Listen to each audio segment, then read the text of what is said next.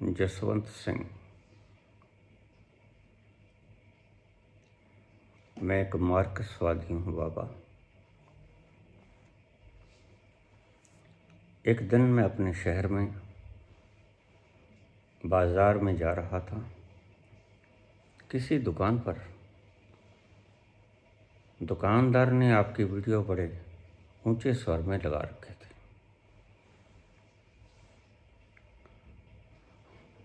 आपकी आवाज़ से प्रभावित मैं इस दुकान में गया, क्योंकि आपने मार्क्स का नाम लिया था।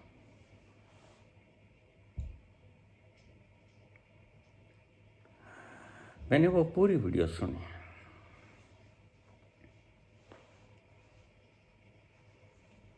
मार्क्स कहता है,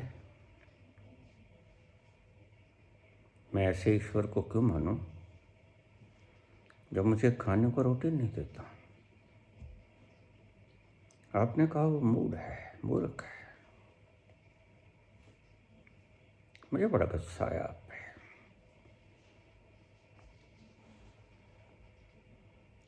उसके बाद मैंने आपका साहित्य पढ़ा, वीडियो सुनी, कुछ समझ में आया,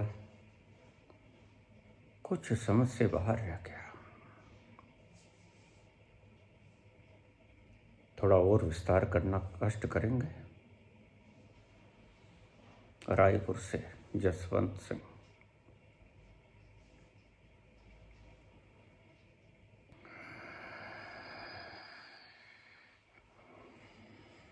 रैदास की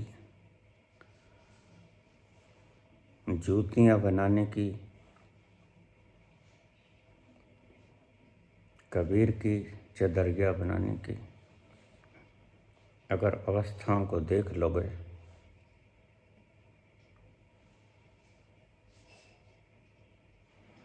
तो तुम्हें ट्रंप का चेहरा अच्छा नहीं लगेगा।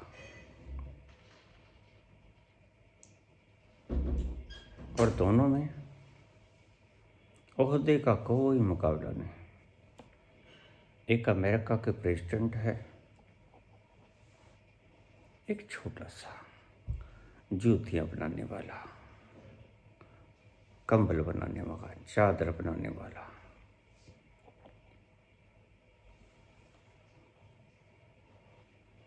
अपूर्व शांति मिलेगी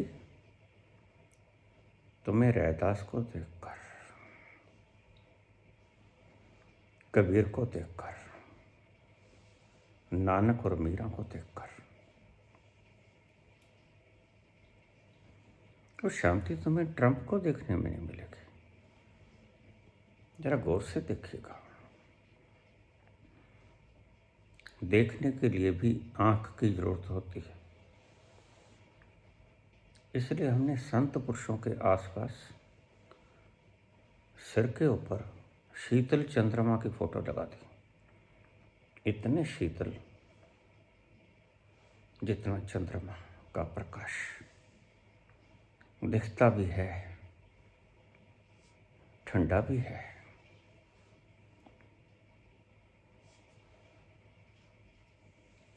लेकिन ट्रंप के ओरे में तुम ये चीज नहीं पाओगे।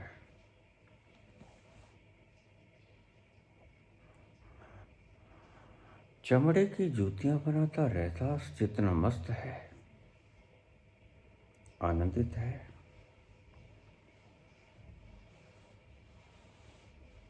उसका कहीं कोई मुकाबला नहीं। सारी दुनिया मुकाबले ने मार दी। कंपटीशन प्राण घातक है।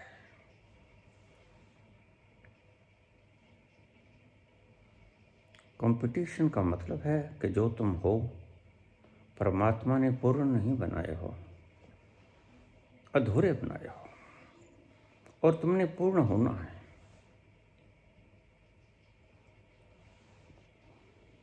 फिर तुम पूर्ण होने की राह पे निकल पड़ते हो, और पूर्ण होते होते तुम दिशाएं बदलते जाते हो। व्यापारी बन बैठते हो, कारोबारी बन बैठते हो, कारखाना लगा देते हो, राजनीति में प्रवेश करते हो, ओहदे बना लेते हो। नाम बदलने जैसा है सिर्फ, और नाम बदलने से कभी कुछ होता नहीं। मैं अक्सर मजाक किया करता हूँ कि अगर नाम बदलने से कहीं कुछ परिवर्तन हो जाता तो जिस शहर में मैं जन्मा, पला बड़ा हुआ, उस शहर का नाम है गीदड़बाहा। गीदड़बाहा। और बहुत से लोगों ने कोशिश की कि इसका नाम बदल दिया जाए, रूपनगर रख दिया जाए, सुंदर नगर रख दिया जाए, जो कुछ और रख दिया जाए, लेकिन गीदड़बाहा ये नाम जचता नहीं। जैसे गिदड़बाहा में रहने वाले कोई गुनाह करके आए, बड़े भोले लोग हैं यहाँ। तुम कभी आइएगा तो खरीदारी कीजिएगा, इतने भोले हैं।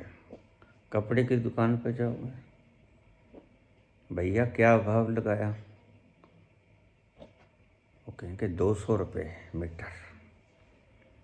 तो आप कहोगे मैं तो 150 दूंगा, वो कहेंगे तुम्हारी मर्जी है, तुम्हारी मर्जी है, 150 दे देना। इतने भोले लोग हैं।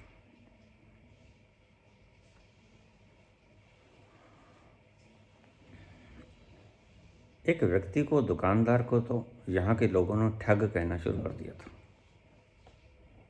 नाम नहीं बोलूँगा, बेइज्जती हो जाती है।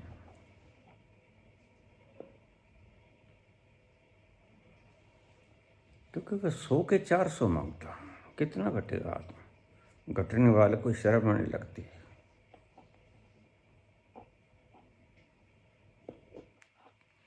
वो खुद शर्मसार हो जाता है। अरे 400 मांगा,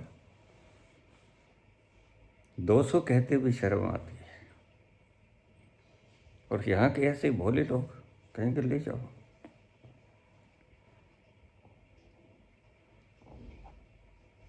नाम बदलने से कभी कुछ नहीं होता।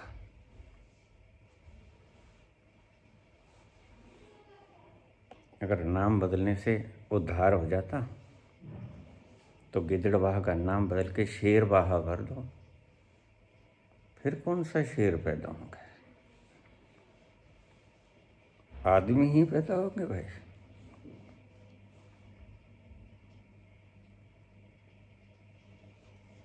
सत्य को उसकी वास्तविकता में जानना महत्वपूर्ण भी है और मीठा भी है।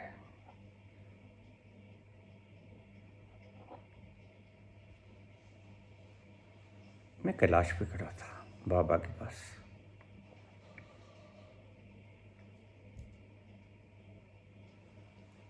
बाबा मुझे कहते ये देखो नीचे।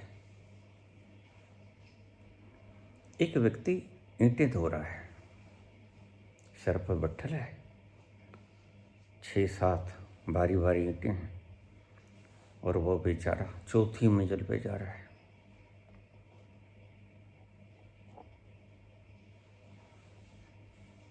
और फिर उन्होंने किसी राजा का चित्र दिखाया, ये देखो। वह हुक्म कर रहा है।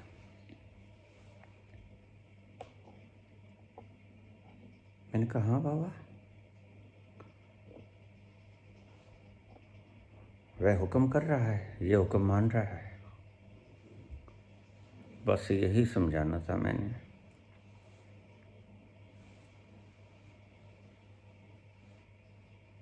जो ईंटें ढो रहा था उसके आसपास चंद्रमा का सा हो रहा था, ठंडक बड़ी तरफ से। और जो हुक्म कर रहा था तानाशाह, उसके आसपास लाल रंग का हो रहा क्रोध, क्रोध भी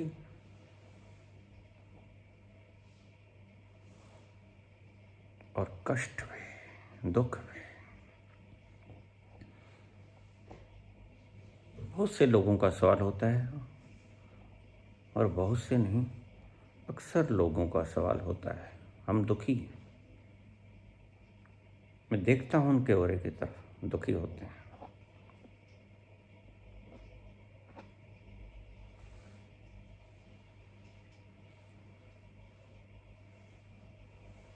मैंने कहा बाबा ये तो ठीक, ईंटें ढो रहा है, लेकिन ओरा बड़ा शांत है। ये राजा है और ओरा दुखदाई है, गहरा लाल लाखा। कहते आप ऐसे करो,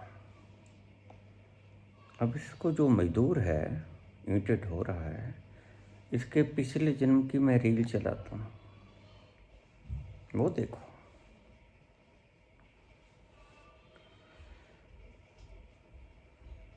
बाबा ने रील चला दी, मैं देखने लगा, उसके पिछले जन्मों में गया, देखा वो एक शहंशाह था, हुक्म चला रहा था, हर तरफ दरबान दास दासियाँ, हीरे मोती जवाहरात लटक रहे थे।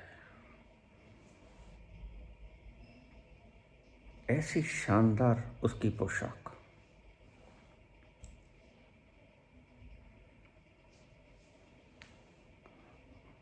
पोशाक जैसे हीरों से जुड़ी था, सोने का मुकुट, हाथ में डंडा, वो भी सोने का। इनका ये तो राजा है। कहते हैं किसी दिन यह जो बट्ठल ढो रहा है, यह राजा था, और इसका ओरा देखो बहुत खराब है, दुखी है। और इसका ओरा देखो, क्या बात है, शीतलता है, चांदनी है, मधुरता है, लावण्य है, प्रेम है।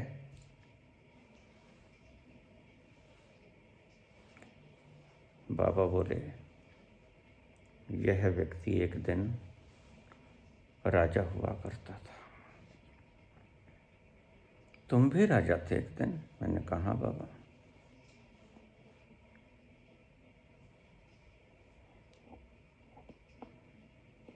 और आज ईंटें ढो रहा है। मैं किंग कर्तव्य विमूढ़ सा बाबा की आंखों की तरफ देखता रहा। बाबा बोले जिस दिन तुम अमीरी से थक जाओगे, उस दिन फकीरी में ठहर जाओगे। बस यही हुआ तुम्हारे साथ भी, यही हुआ इसके साथ भी।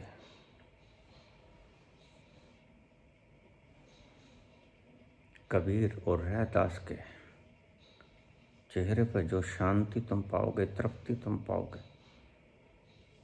जैसी भी खाई, रूखी सूखी खाई के ठंडा पानी पी, देख पराई चौपड़ी मत ललचावे जी। सोने के सिंहासनों पर बैठे हुए लोगों को सुखी मत समझ लेना।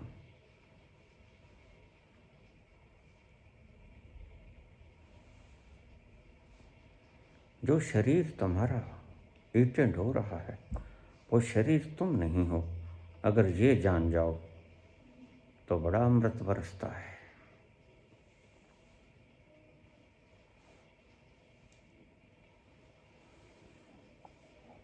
वह ठंडी सी कोमल आवाज़ बाबा के बड़ी मधुर लग रही थी।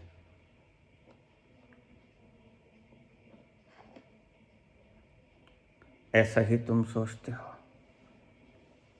तुम चाहते हो ऐसा ही बन जाना, लेकिन कबीर ऐसे थे कभी, रैदास ऐसे थे कभी।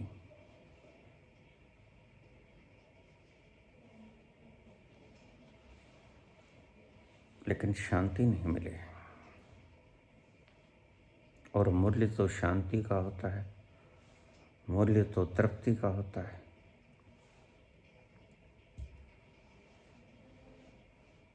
तो फिर जब अशांत होता है व्यक्ति, दुखी होता है, तो खोजता है, यहाँ तो सुख नहीं है। सोने के सिंहासन, हीरे जवाहरात, मुकुट, यहाँ सुख नहीं है, आनंद नहीं है, दुख है, तकलीफ है, भटकन है। फिर वो खोजता है, खोजता खोजता, जिसे तुम अधोपतन कहते हो, वह ऊर्ध्व गमन होता है। तुम कहते हो राजा से मजदूर बन गया, यह कोई तरक्की तो ना हुई। बाबा कहते यही तरक्की है। यह सिंहासन पे बैठा व्यक्ति दौड़ रहा है, और दौड़ने से चेतना बढ़ती नहीं, तुम दुखी हो जाते हो। तुम्हारा अंतस चाहता है ठहरना, लेकिन बाहर से तुम दौड़ते हो। क्यों? बाहर कंपटीशन है।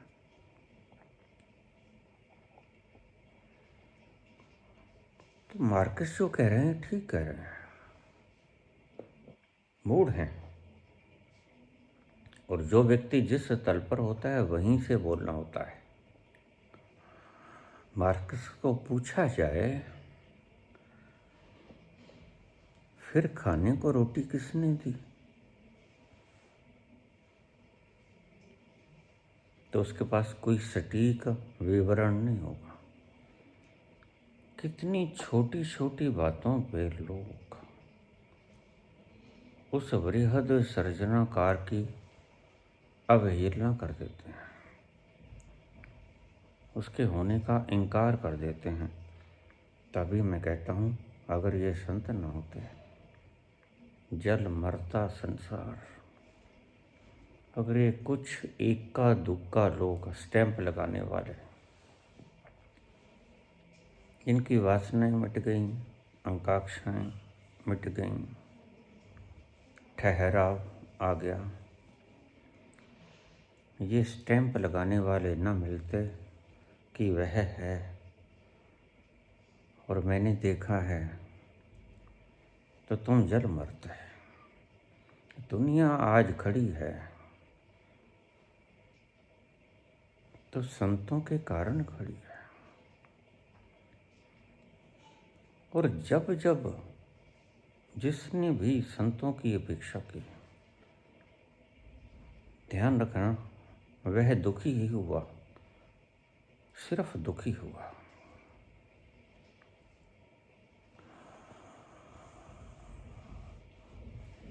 वह व्यक्ति राजा था,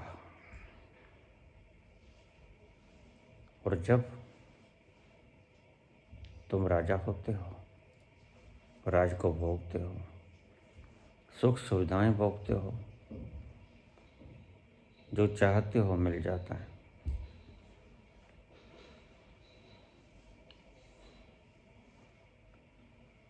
तब तुम्हारे भीतर एक जिज्ञासा जगती है, सच्ची, क्योंकि यह तो भोग लिया,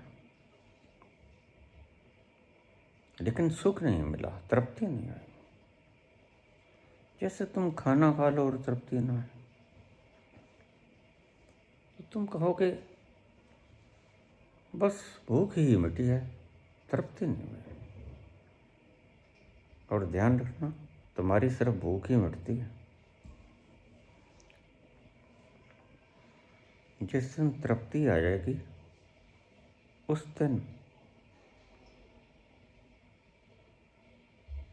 तुम स्वाद का खाना छोड़ दोगे। स्वाद मतलब तुम खाने के लिए नहीं जियोगे, तुम जीने के लिए खाओगे। बस मेरा ये सूत्र समझ लेना। तुम खाने के लिए नहीं जियोगे, तुम जीने के लिए खाओगे।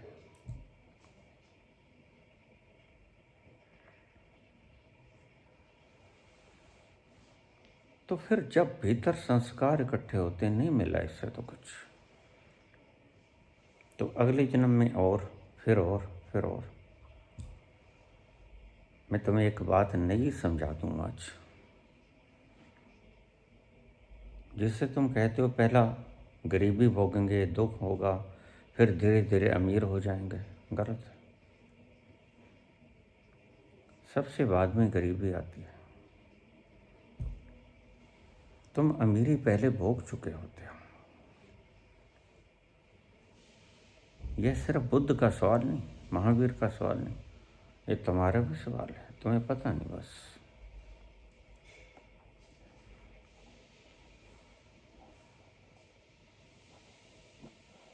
अमीरी का भी दंश होता है अपना, गरीबी का भी दंश होता है अपना, और अमीरी का भी दुख होता है अपना, और गरीबी का भी सुख होता है अपना।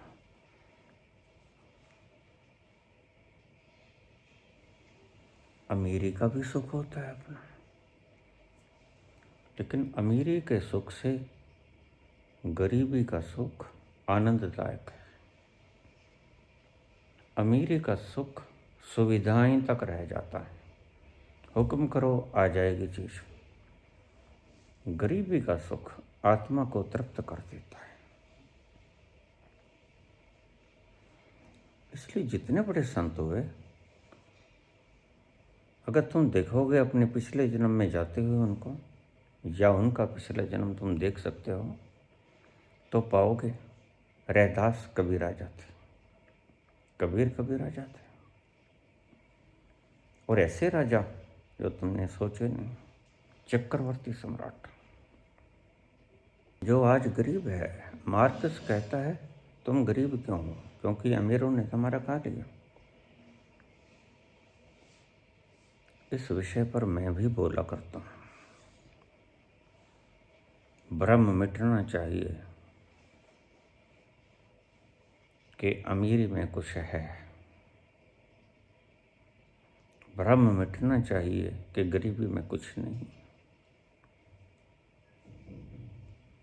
मिटेगा कैसे? भोग के।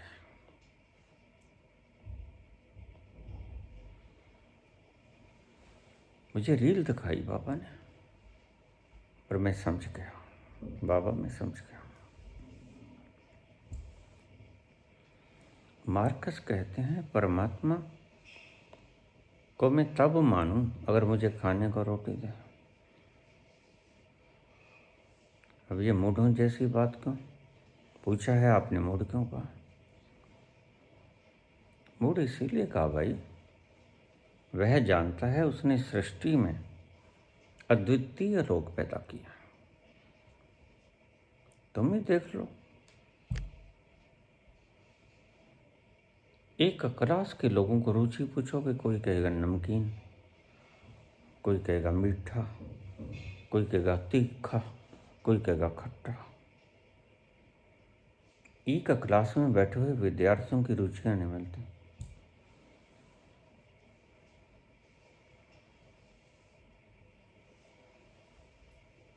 तो भगवान ने क्या किया? रॉ मटेरियल दे दिया तुम्हें। ये लो भाई, कच्चा सामान तुम्हारे पास रॉ मटेरियल पड़ा है। ये धरती है, ये सूरज है, हवाएं हैं, ये बीज है, ये पानी है, बुनियादी चीज़ें दे दी। अब तुम चाहो तो मूंगी उगाओ, तुम चाहो तो उड़द उगाओ, तुम्हें अच्छा लगता गेहूँ उगाओ, तुम्हें अच्छा लगता चावल उगाओ, जो अच्छा लगता उगा लो।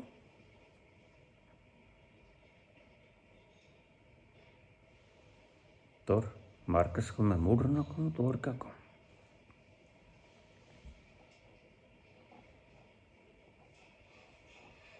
जब उसने रॉ मटेरियल दे दिया, मैं किसी घर में किसी को बैठा के जाऊँ, भाई सारा सामान पड़ा है, जो अच्छा लगे, जैसे अच्छा लगे। ये गैस सिलेंडर पड़ा है, गैस है, चूल्हा है, ये खाने दाने का सारा सामान, जो अच्छा लगे पका के खा लेना। ठीक, तो क्या गलत किया? क्या मैंने उसे कुछ नहीं दिया? तो मार्क्स क्या कहते हैं, मैं चाउमीन चुंग खाता हूँ तो चाउमीन चुंग ऊपर से गिरा दो। ये तो बड़ी बेहूदी बात होती है। मैं तो नहीं खाता चाउमीन चुंग, फिर क्या करोगे? और कोई चावल पसंद है, कोई गेहूं को पसंद करता, कोई मूंगी की दाल, कोई मसूरी की, कोई उड़द की, कोई मोठ की, कोई चने की, और तुम ऊपर से फेंक दो चाउमीन चुंग। परमात्मा तुमसे ज़्यादा समझदार है। से सियाणपा लखा हुआ है, एक न चल नाल। अरे भाई, रॉ मटेरियल दे दिया, अगर ऑक्सीजन 10 मिनट के लिए खींच ले, क्या होगा तुम्हारा? पानी ना दे, क्या करोगे? घी पियोगे?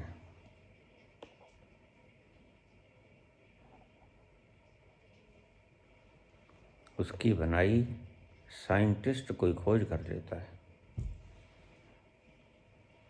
आइंस्टीन हो या हॉकिंस हो, खोज की है, बनाया कुछ नहीं। साइंटिस्ट छाती फुला के मेरे पास आ जाते हैं। मैं कहता हूँ स्वाद की बात तो तब,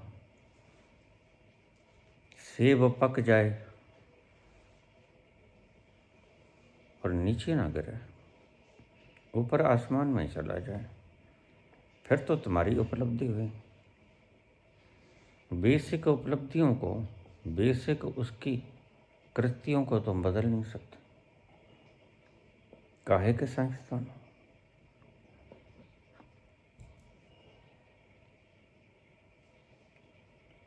तुम्हारा पिता है वो जिसने बनाया, समझदारों का समझदार है वो।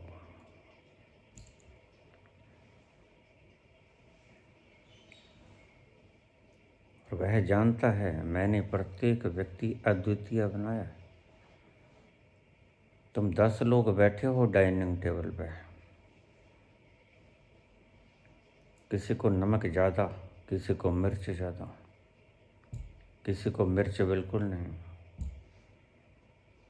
तुम चाय पीते हो, कोई 1 चम्मच, कोई 2 चम्मच, कोई 3 चम्मच, कोई बिना चम्मच के। अद्वितीय है संसार, इसलिए सुंदर है। और जिस दिन तुम यकसा बनाने की चेष्टा में लग जाओगे, उस दिन ये है संसार नर्क हो जाएगा। गुलाब ही गुलाब, गुलाब ही गुलाब। तुम एक सब्जी सारी उम्र खा के दिखाओ, उब जाओगे। तुम कहोगे ये भी क्या जीना, आत्महत्या कर लोगे।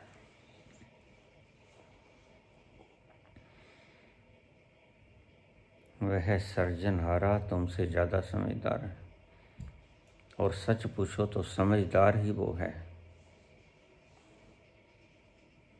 तुम लाख समझदार बने रहो, मूड ही रहोगे। इसलिए मैंने मूड को मूड ही कह दिया।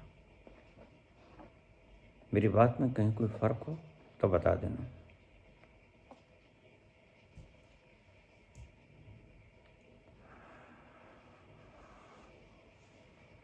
सब दे दिया उसने, पानी दे दिया, ऑक्सीजन दे दी, वायु दे दी, बीज दे दिए, धरती दे दी, सब तो दे दिया। और उसे पता है रुचियाँ अलग अलग हैं, जिसको जो अच्छा लगेगा खा लेगा। जिसको रोटी अच्छी नहीं लगती वो चावल खा लेगा, चावल अच्छा नहीं लगता, पका के खा लेगा, दलिया खा लेगा, खिचड़ी खा लेगा। दूध पीना दूध पी लेगा, दही पीना दही पी लेगा। भाई वो तो तुम्हारी इच्छा है, रॉ मटेरियल किसने दिया? इसमें उसकी कृपा ही है। अगर वह सिर्फ चाउमीन चुंगा ही रख देता, ये खाना पड़ेगा, तो क्या करते? तुम जी नहीं पाते। ये ठीक किया उसने, रॉ मटेरियल दे दिया। देखो भाई, जो अच्छा लगता है वो उगा लो, व्यवस्थाएं सब हैं। तो कौन कहता है? फिर मार्कस जो खाता है वो किसने दिया? रॉ मटेरियल किसने दिया? तुमने पूछा बाबा, उसको मूड क्यों कहा? आधी दुनिया उसने पागल कर दी, पागल ही तो कर दी। यह भी कोई उपलब्धि है? अरे समझदार तो नहीं बनाई। पागल करना भी कोई उपलब्धि होती है, कोई क्वालिफिकेशन होती है? तुम तो उसको भी संसार का भारत रत्न दे दोगे, ये लो। ऐसा नहीं होता है। मजा तो तब अगर कोई व्यक्ति संसार को पागल न बनाए, संसार को बुद्धिमान बनाए, समझदार बनाए। और समझदार कौन? सत्य को सत्य की तरह जो जान लेता है वह समझदार।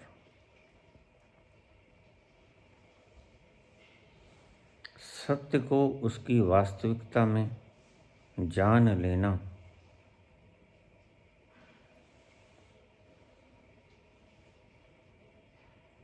ही समझदारी है। और सच्चा समझदार वो जो खुशहाल हो जाता है, जो तृप्त हो जाता है, जिसने अपने जीवन को तृप्ति की तरफ अग्रसर किया। अन्यथा जीने को तो लोग जी ही लेते हैं, किसी तरह वो जीना नहीं होता, दिनों को धक्के देना होता। और तुम्हें जीने से नफरत हो जाती है। गुजरे हैं आज इश्क में हम उस मुकाम से, गुजरे हैं आज इश्क में हम उस मुकाम से, नफरत सी हो गई है मोहब्बत के नाम से, गुजरे हैं आज इश्क में। तुम ऐसा जीवन जीते हो, मोहब्बत से नफरत हो जाती है, तो फिर ठीक से जिया नहीं तुमने।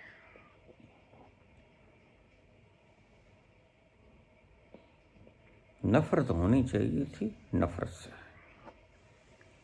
घृणा से, ईर्ष्या से, द्वेष से, लड़ाई झगड़े से। और नफरत हो गई मोहब्बत से। कितना विकृत कर लिया तुमने अपने आप को, और तुमने सोचा भी कभी नहीं। और तुम ढूंढते हो मार्कस जैसे लोग। तो इन्हें मूढ़ ना कहूँ तो और क्या कहूँ, मुझे बता दो, भारत रत्न दे देता हूँ।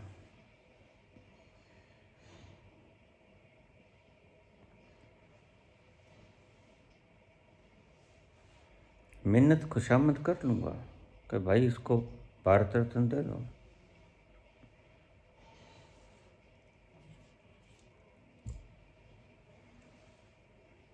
मुझे पूछ लेते हैं अक्सर, बाबा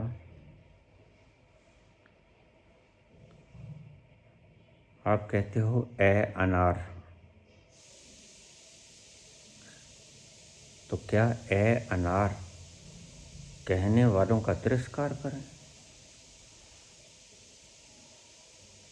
नहीं, आप ठीक से सुने नहीं मेरी बात, ठीक से समझे नहीं मेरी बात। ए अनार कहने वालों को तिरस्कृत मत करो, पुरस्कृत करो। क्यों? क्योंकि आज जो मेरे पास पीएचडी करने आएंगे आपके पास, ए अनार वालों ने सिखाया ना होता तो पीएचडी नहीं करते। पहले दिन ही कह देते ए अनार नहीं होता, ए सबका होता है, तो बच्चे का दिमाग चकरा जाएगा। स्टेप बाय स्टेप समझाया जाएगा बच्चे को, और एक दिन बच्चा लिखी हुई इबारत को पूरा पढ़ लेगा, फ्लुएंटली बोल लेगा। इसलिए मैं इन सब का धन्यवाद करता हूँ। ये बोलते हैं राधे राधे करते रहो, उनको कहता हूँ कि तुम गलत हो, लेकिन मुझे पता है वो ठीक भी है। ए अनार भी होता है, लेकिन ए सबका होता है, जो ऐसे शुरू होता है। तो इनको भी मैं प्रणाम करता हूँ, आचार्यों को भी मैं प्रणाम करता हूँ।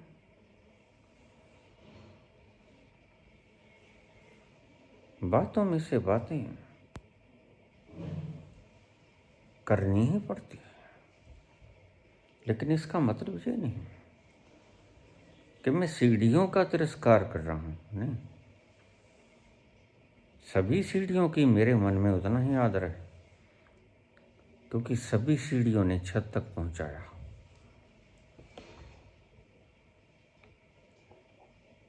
कोई प्राइमरी पढ़ाता है, कोई नर्सरी, कोई आगे हायर सेकेंडरी, कोई कॉलेज, और फिर कोई रिसर्चर, डॉक्टरेट। मेरी नज़र में सभी पूजनीय हैं।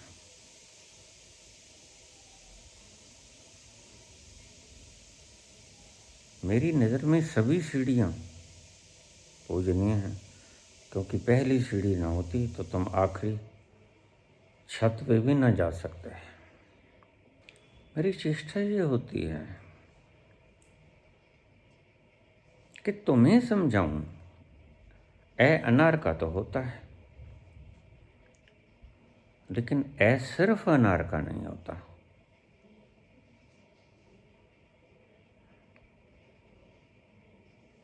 अगर तुम ये बात समझ जाओ तो तुम अपनी चेतना की तरक्की करनी शुरू कर दोगे। मैंने पूछा है कि चेतना की तरक्की कैसे हो?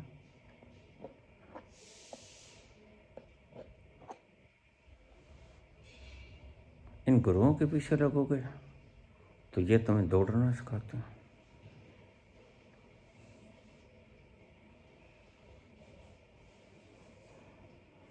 और चेतना की तरक्की होती है ठहरने से। इसलिए अगर मैं गाहे बगाहे इनको अपशब्द कहता हूँ तो क्षमा मांग लेता हूँ। मुझे ये भी पता है ये ठीक पढ़ा रहे हैं, बिल्कुल ठीक पढ़ा रहे हैं, और मुझे ये भी पता है कि पूर्ण ठीक नहीं पढ़ा रहे हैं। इसलिए कभी कभी बोलना पड़ता है, लेकिन आप शब्दों को पकड़ लेते हो मेरे, और कभी कभी इन्हें स्वीकार भी करना पड़ता है। दोनों ही बातें। पहली पौड़ी पर तुम चढ़े, पहली पौड़ी को भी धन्यवाद देना होगा, लेकिन ध्यान रखना, पहली पौड़ी को तुम छोड़े तो दूसरी पे चढ़े, फिर दूसरी, तीसरी, चौथी, सभी पौड़ियों पे चढ़े, सभी का धन्यवाद करना होगा। फिर छत पे गए तो धन्यवाद सभी का करना होगा। पौड़ी पौड़ी चढ़कर ही मंदिर आता है। लेकिन किसी भी पौड़ी का अवहेलना नहीं करता मैं बस इतना सा कहता हूँ, जिस पौड़ी पर तुम, पहली पौड़ी पे तुम बैठ गए हो, चढ़ गए हो, तो इसको छोड़ना सीखो। फिर दूसरी, तीसरी, सभी को छोड़ना सीखो। फिर एक ऐसी छत आ जाएगी जिसको तुम छोड़ ही नहीं सकते। It is impossible.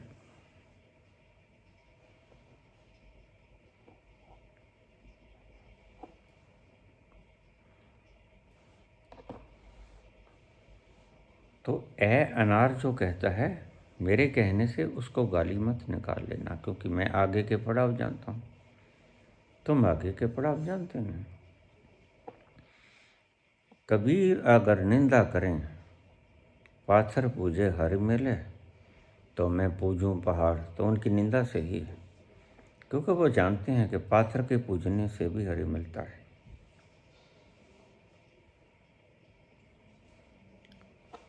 और पाथर को पूजने से भी हरि मिलता है अगर 100% तुम्हारी आस्था उसमें इंसर्ट हो जाए, तुम तल्लीन हो जाओ, तो पाथर में भी मिल जाएगा।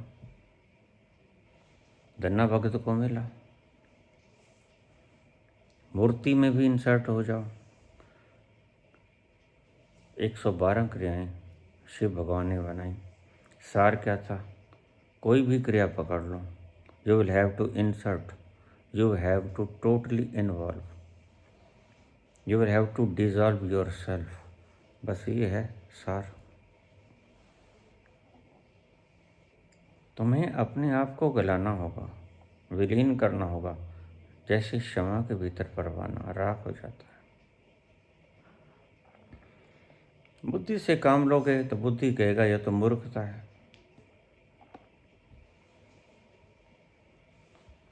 अच्छा भला जीता,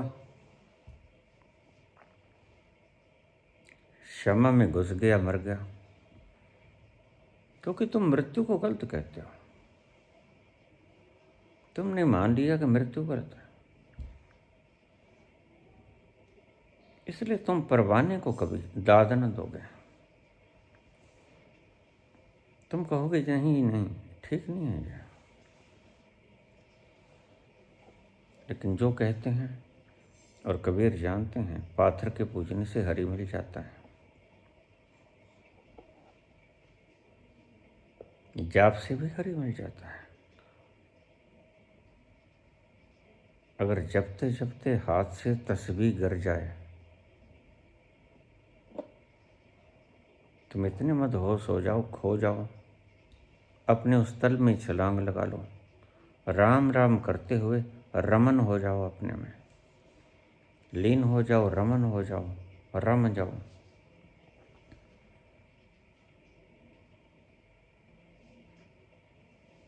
कबीर के हाथ से तस्बीह छूट जाती है।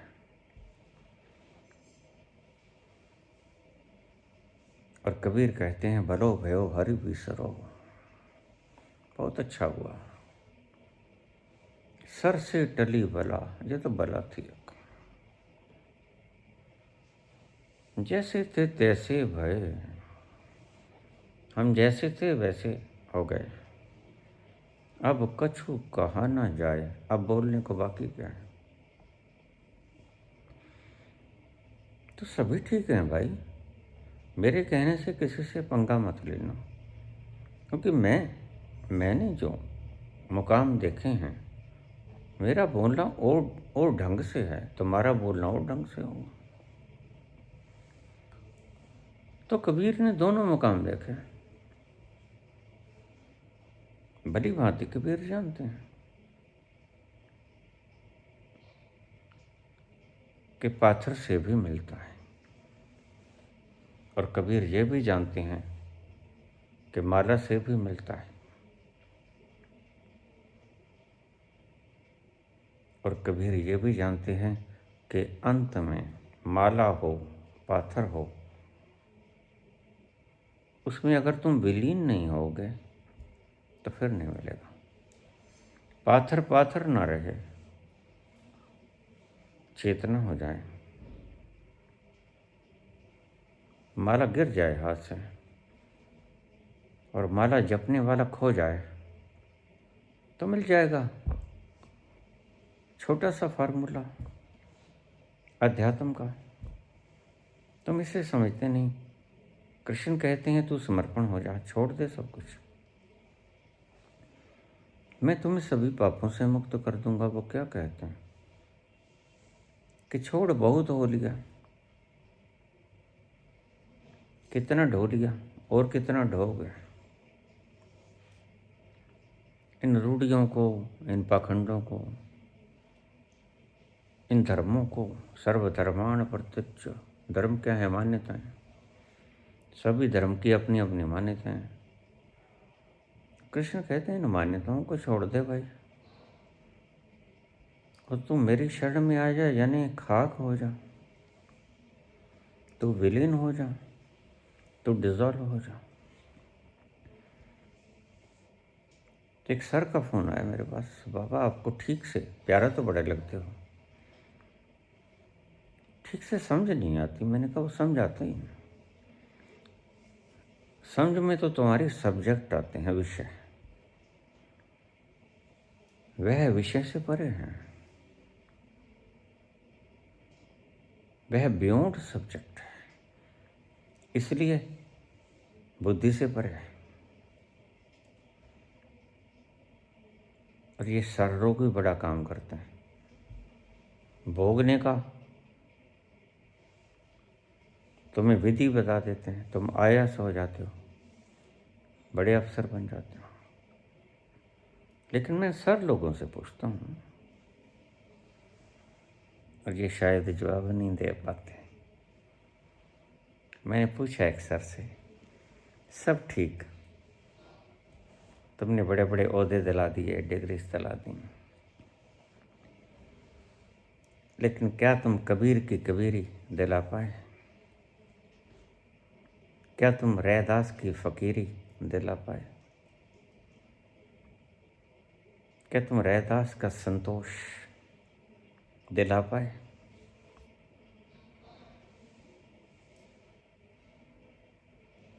चुप हो गया। तो बाबा ये बात तो समझ में नहीं थी। हम तो सोच रहे थे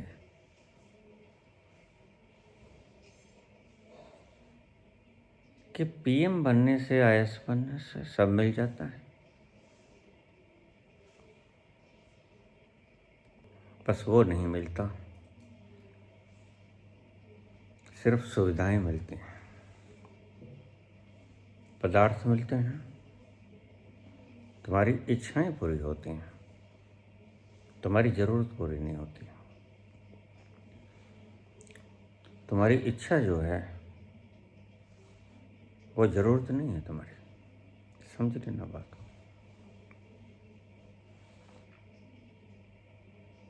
तुम्हारी इच्छा कुछ और है। कंपटीशन पास कर लो, इस कंपटीशन ने दुनिया को मार दिया। मेरे पास लोग आ जाते हैं, बाबा मुक्ति का कोई रास्ता बता दो। मैं कहता हूँ तुम्हें बांधा किसने, ये बता दो।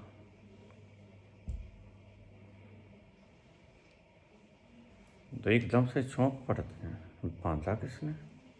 हाँ, दिखाओ कोई जंजीर जिसने बांधा हो, कोई लोहे की, कोई सोने की, कोई तो होगी। मुझे तो कुछ नज़र नहीं आता, मुझे तो ठीक ठाक नज़र आते हैं। बांधा किसने भाई?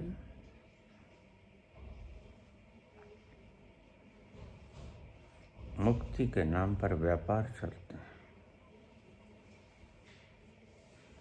और ध्यान रखना, जिसने जान लिया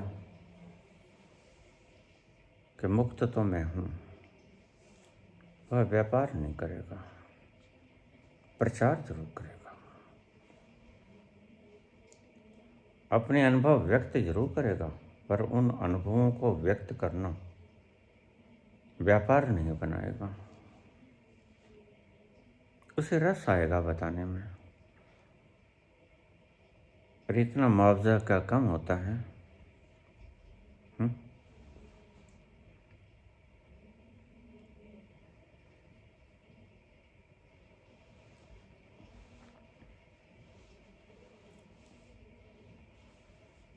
सुना था जिंदगी है 4 दिन की, सुना था जिंदगी है 4 दिन की, बहुत होते हैं यारो 4 दिन भी। तुम 4 दिन की बात करते हो, शायद फिराक गोरखपुर का है ये शेर।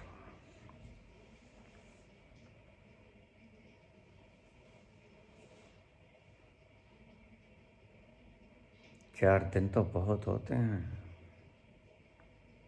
बहुत होते हैं यारो 4 दिन भी। एक पल ही बहुत है, वो एक पल तुम्हें बदल जाता है।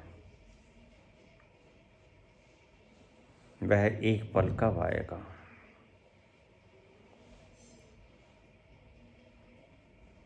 उसकी तरफ उन्मुख हो जाओ। जंजीरें सिर्फ तुम्हारे मस्तिष्क में हैं और तुमने ही थोपी हैं। जन्मों जन्मों से जिसे तुम संस्कार कहते हो, जन्मों जन्मों से इकट्ठी की हुई ये मान्यताएं, ये तुम्हारी जंजीरें बन गई हैं आज। अन्यथा मैंने तो कोई जंजीरों से लिपटा हुआ व्यक्ति देखा नहीं। ये जो कहते हैं हम मुक्ति चाहते हैं, क्या पहले ये दिखाओ भाई, बांधा किसने?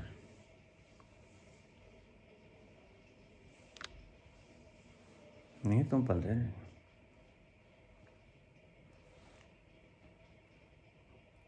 मुक्ति करवाना आज एक व्यवसाय हो गया है और सुंदर व्यवसाय है। मैं तो अक्सर कहता हूँ, बेरोजगारी है तो बाबा हो जाओ या राजनीतिक हो जाओ, धन लेके इधर से उधर चलिए वॉशिंग मशीन में, धुल जाओगे।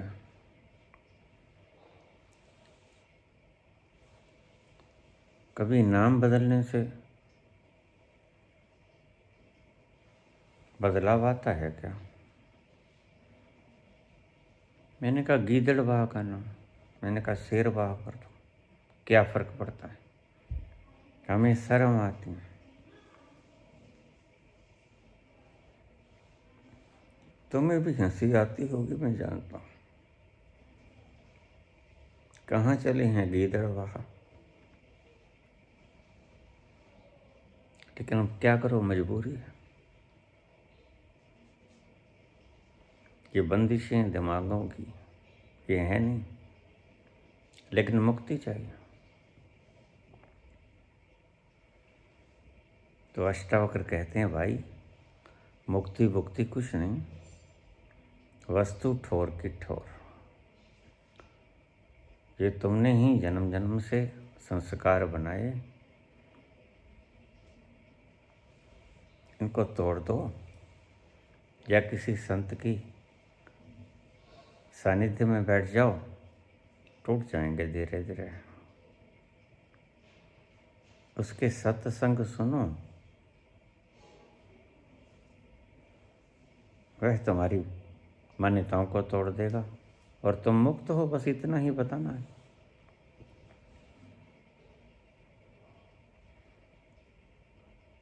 मुक्त होना नहीं है, मुक्त तुम हो ये जानना है। आज नहीं समझाई, 100 जन्म बाद समझ लेना। बात यही होगी।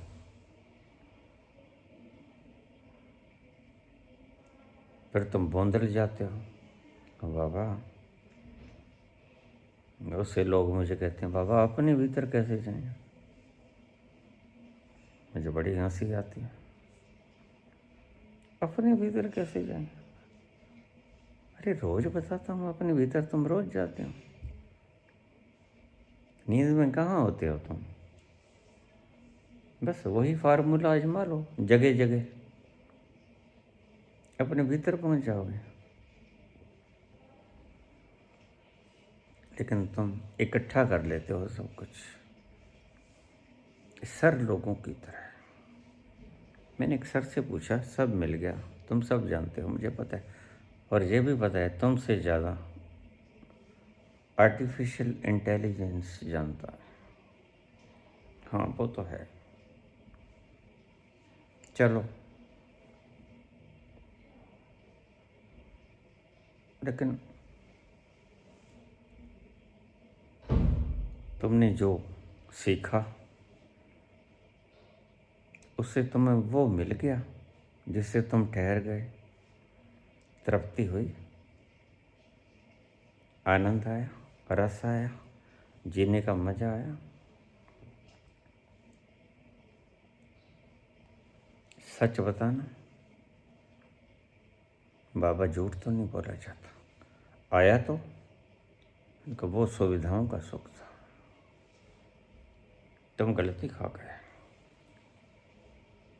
तुम कपास को दही समझ बैठे, रंग दोनों का एक था।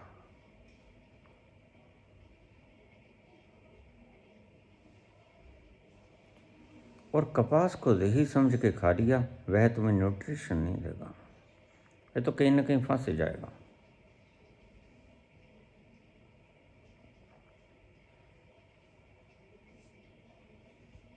फिर क्या करें बाबा, कंपटीशन का ज़माना है। तो मैं तो तुम्हें यही कहता हूँ, कंपटीशन बंद कर दो।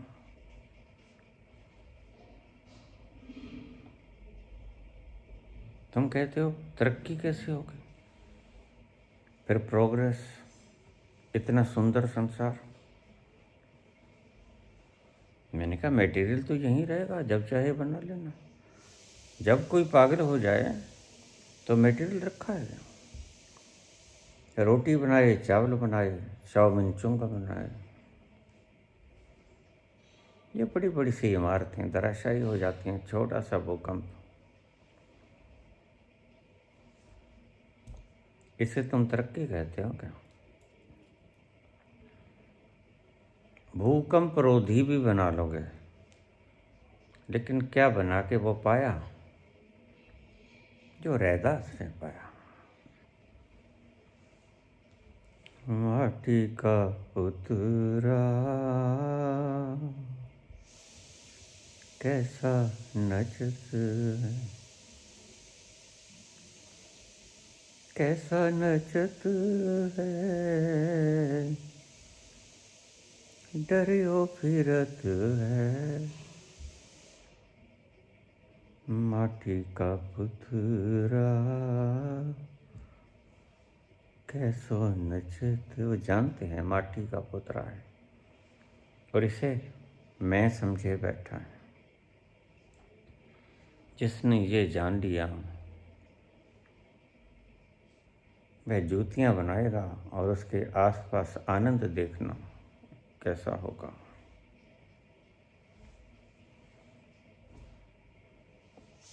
उसकी तरंगे तुम्हें दूर जाके खींच लेंगी। जब तुम उसके परिवेश में दाखिल हो जाओगे, घुंघरू बज उठेंगे मीरा के पाँव की झनकार की तरह।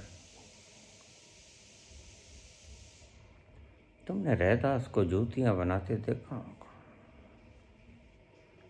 रैदास किसने आनंद से जूतियाँ बनाती हैं वो नहीं देखा होगा। उसका पैमाना नहीं तुम्हारे पास है। तुम देखते हो शांत बड़ा है, भागता नहीं, दौड़ता नहीं। बस ठीक है।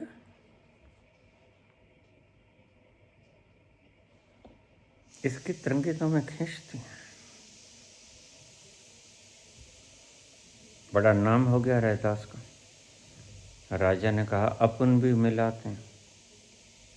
कहते बड़ा करने वाला संत। चले गए, प्रणाम दिया।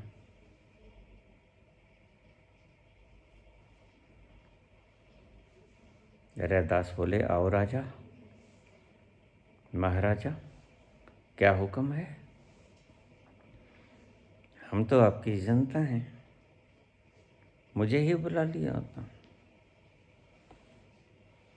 राजा कहते नहीं, जब किसी से कुछ मांगना होता है तो उसके दर पे जाना होता है।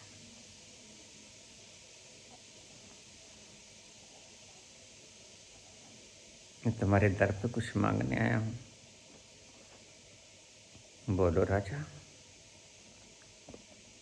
मुझे वो दे दो जिसे पीकर तुम तृप्त हो गए। मैं तो न हुआ, कोई सच्चा राजा होगा। रैदास ने कहा लो लो, अंजलि बांधो। राजा ने अंजलि बांधी तो ये कुंडी जिसमें चमड़ा भिगो के निकाला जाता है, फिर उसको छांगा जाता है, छीला जाता है, बदबू आती है उसमें।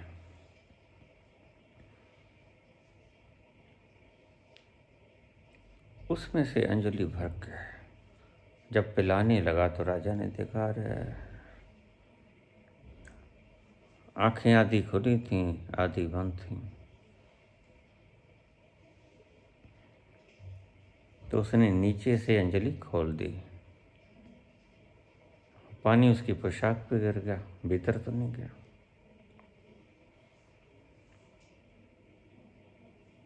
रैदास हंसे, लेकिन मन ही मन में, तुम भी ऐसा ही हो। मेरे पास आ जाते हो, ऐसे प्रश्न करते हो जिनका कोई जवाब नहीं होता।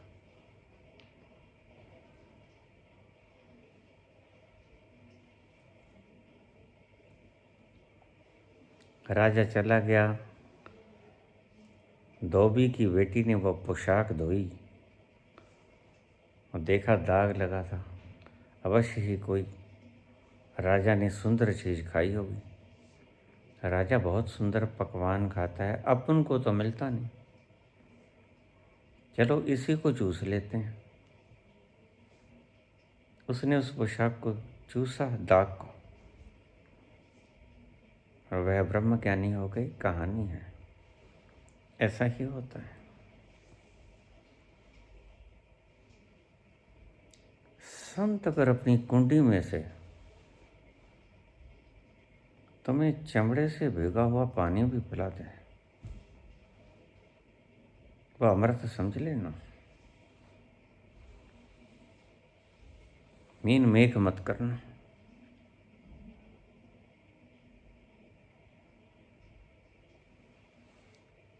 इसलिए श्रद्धा यानी अंधविश्वास, इंतहा विश्वास का इंतहा हो जाना, उसे श्रद्धा कहते हैं। वह पहुंच जाते हैं, समझदार नहीं पहुंचते।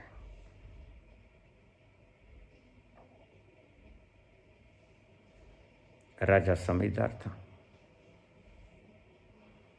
धोबी की बेटी ने वो चूस लिया, ब्रह्म ज्ञानी हो गए। ब्रह्म ज्ञान का अर्थ उस आनंद को पा लेना जिसमें रस ही रस है। आनंद के फूल खिलते हैं वहां।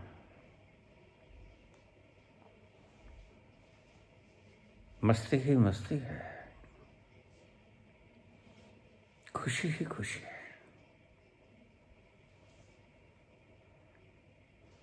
लेकिन तुम चूक जाते हो। कितनी संत है, रैदास को चूक गए ना। मीरा रैदास को पी गई।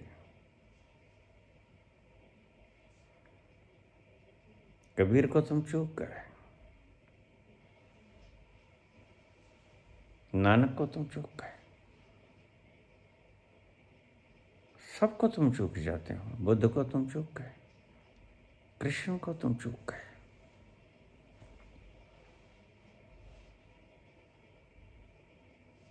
जब तुम बुद्धि से मीन मेख निकालना शुरू कर देते हो तो तुम अंधविश्वासी नहीं रहते। अंधविश्वास की मेरी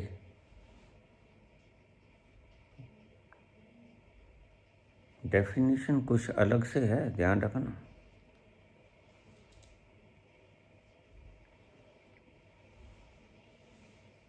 मैं श्रद्धा को अंधविश्वास कहता हूं। जब तुम बिल्कुल डूब ही जाओ, बस पाथर भगवान है, यह अंधविश्वास है, लेकिन मैं इसे श्रद्धा कहता हूं। मूर्ति में क्या मिलेगा? तुम कहोगे अंधविश्वास, मैं इसे श्रद्धा कहता हूं। बशर्ते कि वह है तुम्हें फना कर दे, तुम उसमें फना हो जाओ, अपनी मर्जी से फना हो जाओ, तो वह श्रद्धा बन जाती है। और तुलसीदास ने कहा, श्रद्धा विश्वास रूपिणो याभ्याम बिना न पश्यन्ति, नहीं मिलता इसके बिना।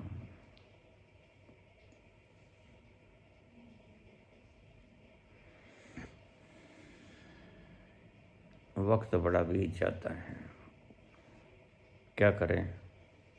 अभी तो मेरी पी हुई उतरी भी नहीं, और वक्त है 1 घंटा हो गया।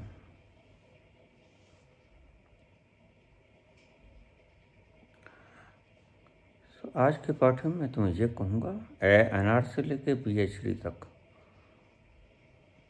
बहुत से पड़ाव आएंगे, तिरस्कार मत करना। कभी कोई शंकर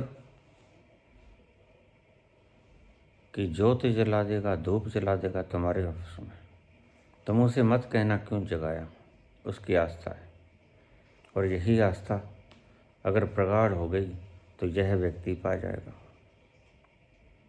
बात आस्था का है, श्रद्धा का है।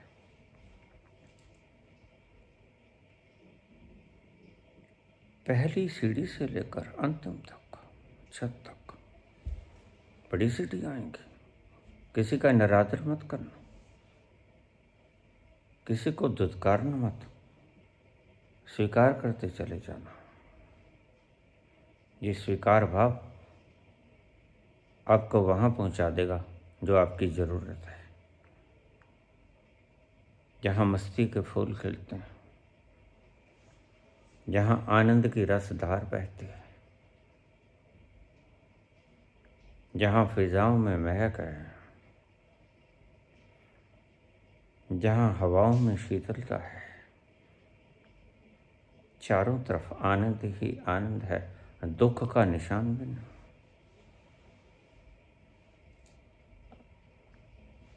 लेकिन तुम्हारी बुद्धिमानों ने क्या कमाया? दुख कमाया। वही मार्कस आज देखो पुतिन पैदा हो गया।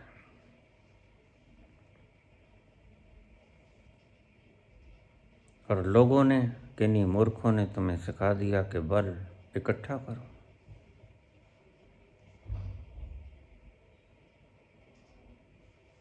तुम इसके साथ हो लिए।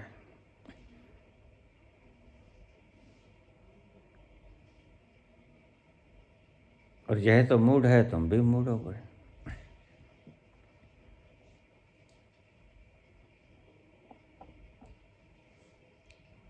अगर पीछे ही लगना है तो कृष्ण जैसे व्यक्ति के पीछे लगो। अनुकरणीय है। हिटलर अनुकरणीय नहीं, पुतिन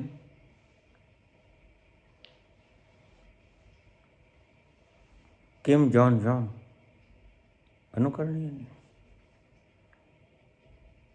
अनुकरण करना है तो बुद्ध का करना, महावीर का, कृष्ण, कबीर, नानक, मीरा। अनुकरण करना।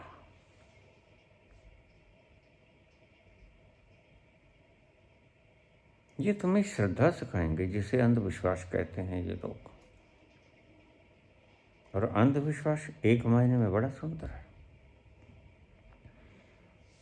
क्योंकि अंधविश्वास में तुम्हारा मैं समाप्त हो जाता है और मैं को समाप्त ही करना है। कैसे तुम विलीन हो जाओ, कैसे तुम हवा में वाष्प बन के उठ जाओ और जो शेष रह जाए वो आनंद है।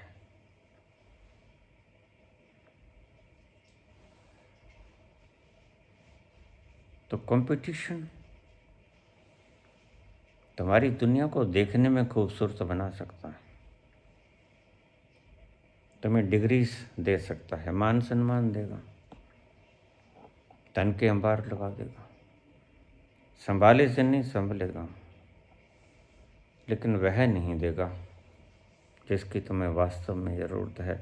अगर वो ना मिला जिसकी तुम्हें वास्तव में ज़रूरत है, तो फिर समझना ज़िंदगी बेकार चली गई। फिर अगले जन्म में फिर यह पाठशाला खत्म नहीं होती जब तक तुम आखिरी शब्द नहीं सीख लेते। और आखिरी शब्द क्या है? आखिरी शब्द है तुम्हें सत्य का पता चल जाए, सत्य का उसके वास्तविक रूप में पता चल जाए। अगर पतंजलि का, महावीर का, बुद्ध का प्रथम शब्द किसी ने जान लिया होता सच में सत्य, तो फिर दुख आपके आसपास फटकता नहीं था। सत्य बड़ा मज़ेदार है, बड़ा मीठा है, रसधार है।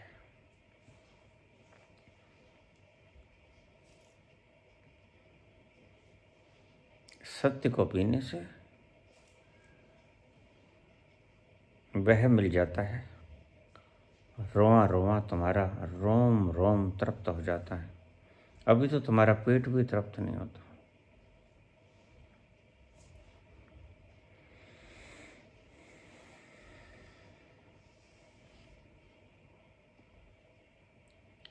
इस मुक्ति को व्यापार मत बनने देना। ये जानना कि क्या मैं बंधा हुआ हूँ, और तुम पाओगे तुम कभी बंधे नहीं। बंधना एक भ्रम था और यही सूत्र मैंने दिया। सब सत्य है जहाँ कुछ भी। ब्रह्म सत्यम जगत सत्यम ब्रह्म मिथ्या। जो भ्रम हो गया है तुम्हें, गाड़ी के ऊपर बैठे वृक्ष दौड़ते नजर आते हैं, चांद तारे, सामने का छोटा स्टेशन, स्टेशन पर खड़े हुए लोग, ये चंद्रमा, ये सूरज भागते हुए नजर आते हैं। ये भ्रम है। पता कब चलेगा? जब गाड़ी ठहर जाएगी तो पता चलेगा न तो मैं भाग रहा था, न चांद तारे, न पृथ्वी, कोई भी तो नहीं भाग रहा था। वस्तु ठोर की ठोर सब यहीं था। मन पर सवार मत होना। यह उस गाड़ी की तरह है जो तुम्हें भ्रम दिखाएगा। गाड़ी दौड़ती है, गाड़ी का स्वभाव है, लेकिन गाड़ी के ठहरने के क्षण में अच्छी तरह से देखना, वृक्ष ठहरे हुए हैं। ये चांद तारे, आसमान, ये स्टेशन ठहरे हुए हैं। कुछ नहीं भागता, ना धरती भागती है, ना तुम भागते हो, तुम भी बैठे हो। गाड़ी भागती है। और इससे पहले कि गाड़ी फिर चल पड़े, कभी कभी 2 लम्हे आती हैं ऐसे, जब मन ठहर जाता है गाड़ी की तरह किसी स्टेशन पे। उससे यही सीख ले लेना। गाड़ी भाग रही थी तो सब भागता हुआ दिख रहा था, मैं भी ठहरा था,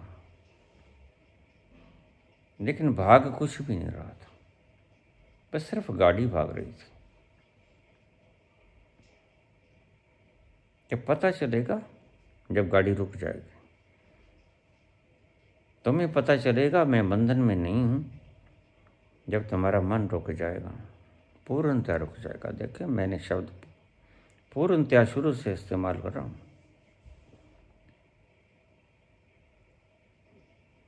तो पता चलेगा कोई नहीं दौड़ रहा है, तो मन दौड़ रहा था।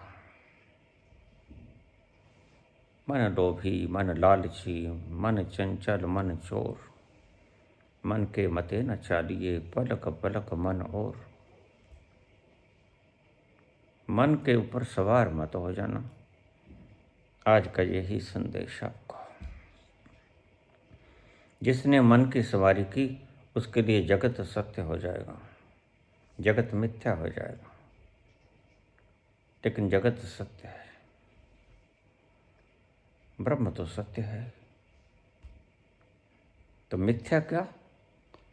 वह जो तुमने दौड़ते हुए पेड़ देखे, दौड़ती हुई धरती आसमान तारे देखे, दौड़ते हुए स्टेशन देखे, उसके ऊपर खड़े लोग देखे, सब दौड़ रहा था, लेकिन क्या दौड़ रहा था बताओ मुझे? नहीं दौड़ रहा था। कौन दौड़ रहा था? गाड़ी दौड़ रही थी, वाहन दौड़ रहा था। मन तुम्हारा वाहन है। जिस दिन यह ठहर गया पूरा, इसलिए मैं तुमसे कहता हूं ठहर जाओ। और ठहरना होगा वर्तमान में। भूत की स्मृतियों को छोड़ो, अतीत जाने दो, भविष्य भी आया ना, कल्पनाओं को छोड़ो, आज में ठहर जाओ, अभी ठहर जाओ, वर्तमान में ठहर जाओ। तुम्हारा मन ठहर जाएगा धीरे धीरे। मन ठहरा तो सब ठहरा। और फिर तुम्हें पता चलेगा, तुम अपने आप पे हंसोगे।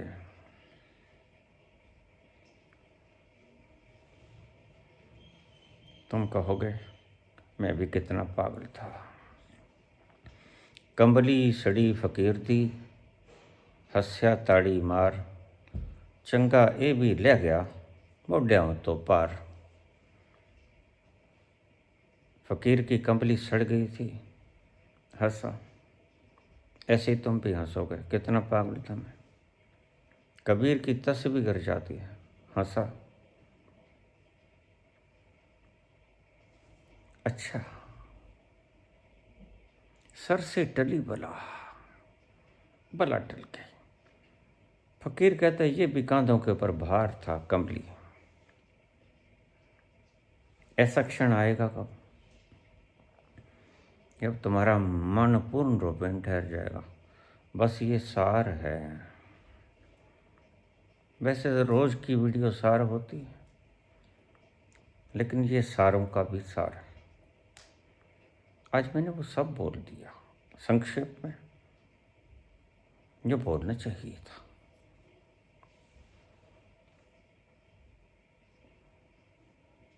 अंत में पाओगे तुम बंधे नहीं हो। फिर तुम ताड़ी मारकर हंसोगे, फिर तुम अपने पे हंसोगे।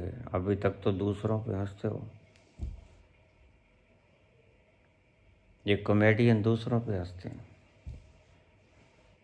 और जिस दिन ये खुद पे हंसेंगे उस दिन सही समझदार होंगे, उससे पहले मूर्ख हैं।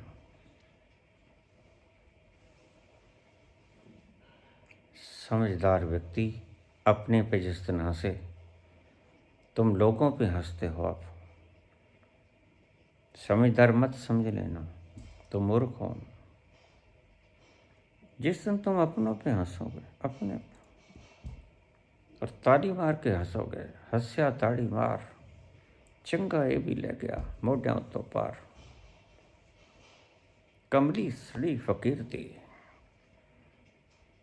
तुम्हारा घर जल गया जिससे तुम घर समझते थे। बेफिक्र हुए, इसे बचाने की कवायद खत्म हुई। सारी उम्र तुम यही तो करते रहे, सारी जिंदगानियों में इस घर को बचाने में लगे रहे, सजाने में लगे रहे, और ये जल गया। परमात्मा का धन्यवाद करना, क्योंकि परमात्मा की कृपा के बिना ये जलता नहीं। कर्मी आवे कपड़ा, नजरी मोख द्वार। उसकी कृपा होती है तो तुम्हारा घर जलता है, तुम्हारे बंधन टूटते नहीं।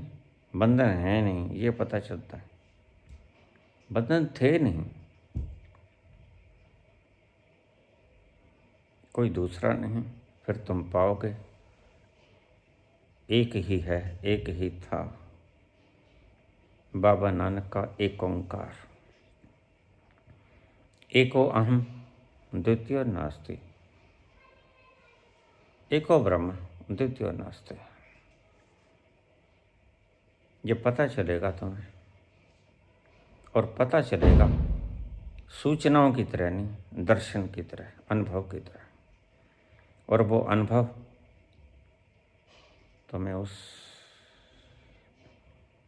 मैं खुद ही मदहोश हो जाता हूँ। क्या बताऊँ, वहाँ का जिक्र करते करते वहाँ पर ही चला जाता हूँ। सारी दुनिया कमा लोगे, बना लोगे, एक तू मिला,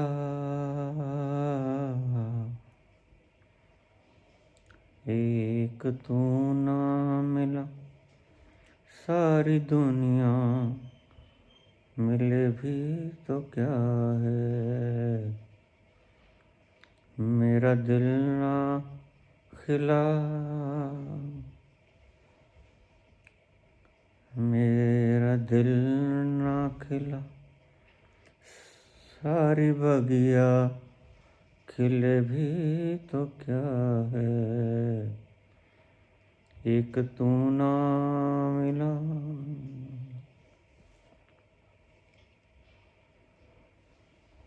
ये चमकते हुए चेहरे,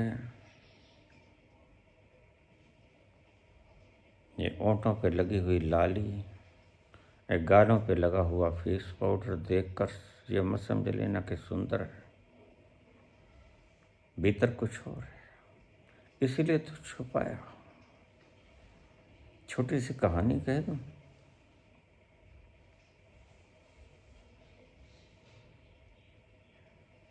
गांधी के आश्रम में विनोबा भावे बैठे थे,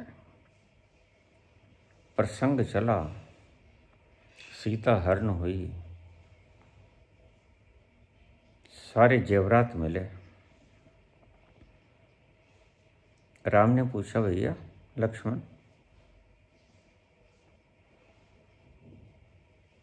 देखो तो जरा, ये गले की चेन, ये तेरी भाभी की है, यह कर्णफूल, यह माथे की सजावट का सामान, ये जेवरात तेरी भाभी के हैं।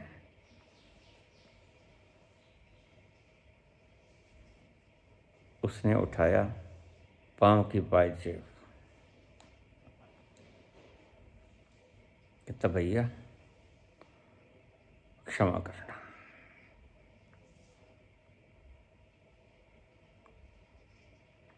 मैंने कभी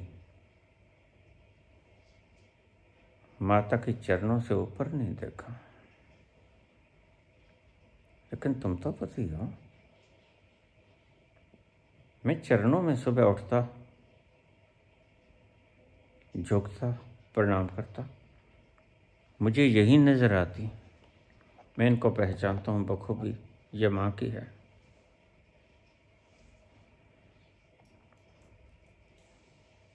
लेकिन लक्ष्मण ने अजूबा सा सवाल किया,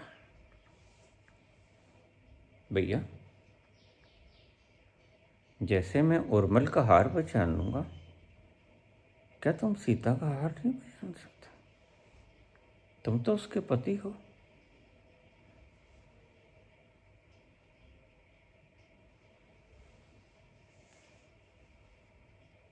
भैया मैं तो उर्मिल का हार पहचान लूंगा, क्या तुम माँ सीता का हार नहीं पहचान सकते? तो राम ने जो जवाब दिया बड़ा प्यारा था।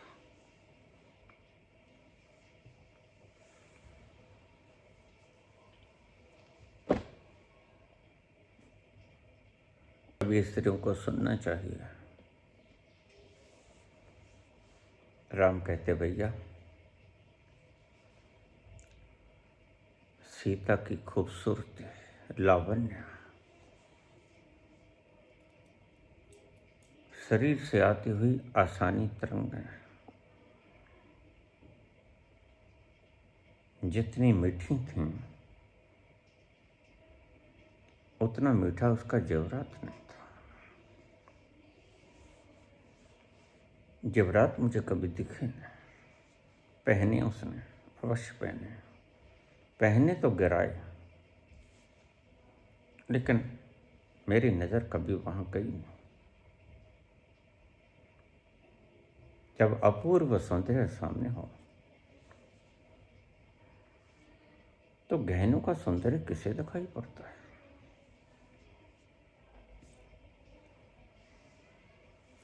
अपूर्व सौंदर्य की मूर्ति थी वो। या ऐसा समझो, सीता के भीतर का लावण्य,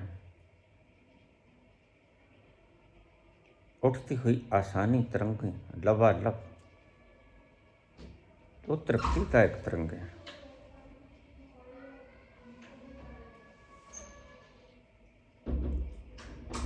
तुम्हें सहसा ही अपनी तरफ खींच लेती। फिर गहनों की तरफ ख्याल जाता किसका है? तकदीर की मैं कोई भूल हूँ, डाली से बिछुड़ा हुआ फूल हूँ। तकदीर की मैं कोई भूल हूँ, डाली से बिछुड़ा हुआ फूल हूँ। साथ तेरा नहीं, साथ तेरा नहीं, संग दुनिया चले भी तो क्या है। एक तू ना, तू ना, तू ना मिला,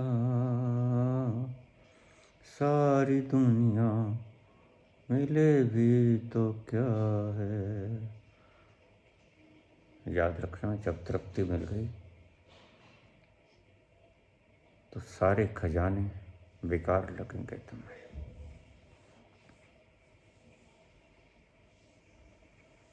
कुछ भी अच्छा नहीं लगेगा तृप्ति के बाद। बस तुम वहाँ पहुँच गए जहाँ पाने को कुछ बाकी नहीं रहता, खोने को कुछ नहीं रहता।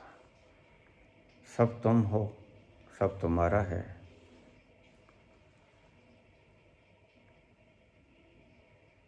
राधे राधे श्याम मिला दे, गोविंदा गोपाल हरे। राधे राधे श्याम मिला दे, गोविंदा गोपाल हरे। मेरी नैया पार लगा दे, मेरी नैया पार लगा दे, गोविंदा गोपाल हरे। राधे राधे श्याम मिला दे, गोविंदा गोपाल हरे। ओ धन्यवाद।